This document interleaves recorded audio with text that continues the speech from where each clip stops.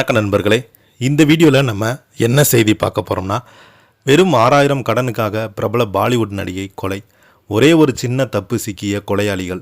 இணையதளத்தில் வைரலாகும் செய்தி. வாங்க என்ன தகவல்னு பார்க்கலாம். முதன்முறையாக நம்ம சேனலை பார்க்குறீங்கன்னா சப்ஸ்கிரைப் பண்ணாதவங்களாம் சப்ஸ்கிரைப் பண்ணிக்கோங்க.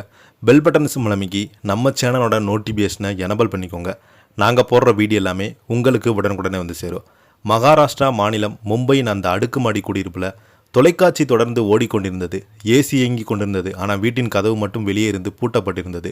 27 வயதான நடிகை கிருத்திகா சௌத்ரி பல நாட்களாக வெளியே வரல. இறுதியில் வீட்டிலிருந்து வீசிய துர்நாற்றம் அக்கம் பக்கத்தினருக்கு சந்தேகத்தை ஏற்படுத்தி இது குறித்து நாம் விரிவாக பார்க்கலாம். 2017 ஜூன் 12ஆம் தேதி பிற்பகல் சுமார் 3:45 மணியளவில் அந்தேரி மேற்கு பகுதியில் உள்ள ஸ்ரீ பைரவ்நாத் சொசைட்டியின் 5வது மாடியிலிருந்து துர்நாற்றம் வீசியது. போலீசாருக்கு தகவல் கிடைத்தது. போலீசார் சென்று பார்த்தபோது வீட்டில் படுக்கையில் கிருத்திகாவின் அழுகிய உடல் கிடந்தது. அவங்க இரவு உடையில் இருந்தாங்க. தலையில் பலத்த காயங்களுடன் இருந்திருந்தாங்க. அருகில் இரத்தக்கரை படிந்த பித்தளை ஆயுதம் ஒன்று கிடந்தது. சந்தேகத்துக்குரிய வெள்ளை நிற பொடியும் வீட்டில் கண்டெடுக்கப்பட்டது. கிருத்திகாவின் செல்போன் படுக்கைக்கு அருகில் இருந்த நிலையில் குடும்பத்தினர் தொடர்ந்து அவரை தொடர்பு கொள்ள முயன்றாங்க. அவரது சகோதரி தீபக் சௌத்ரி ஜூன் 8ஆம் தேதி கடைசியாக கிருத்திகாவுடன் பேசியிருக்கிறாங்க. அதன் பிறகு அவருடைய கால்கள் பதிலில்லை. பிறந்தநாளை முன்னிட்டு முன்னாள் நண்பர் ஒருவர் அனுப்பிய வாழ்த்துக்களும் அவங்க பதிலளிக்கலை. பிரேத பரிசோதனையில் தலையில் ஏற்பட்ட கடுமையான காயங்கள் மரணத்திற்கு காரணம் என தெரிய வந்தது.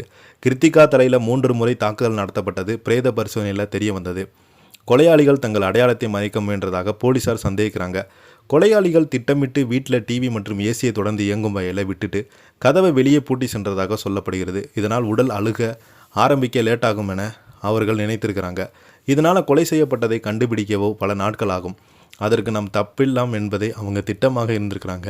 ஆனால் அவங்க செய்த ஒரு தவறு பின்பு வழக்கில் மிகப்பெரிய தடமையாக மாறியது. அதாவது வீட்டில் கிருத்திகாவுடைய ரத்தம் படித்திருந்த ஆணின் சட்டை ஒன்று கிடைத்திருக்கிறது. உத்தரகண்ட மாநிலம் ஹிர்தாவரை சொந்த கிருத்திகா முதல்ல டெல்லிக்கு சென்று செல்போன் நிறுவனத்தில் பணியாற்றிருக்காங்க. திருமணம் செய்து 2014ஆம் ஆண்டு மும்பைக்கு வந்தாங்க. ஆனால் திருமண வாழ்க்கை நீடிக்கலை.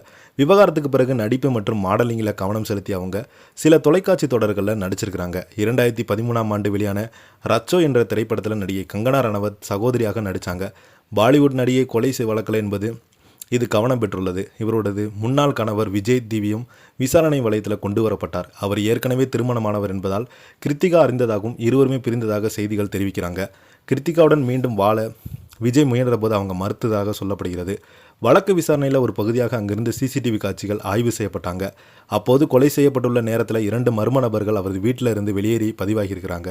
அதே நேரத்தில் கிருத்திகாவின் சில நகைகள் மற்றும் பொருட்கள் காணாமல் போயிருந்ததாக அவருடைய சகோதரிகள் போலீசாரிடம் தெரிவித்திருக்கிறாங்க.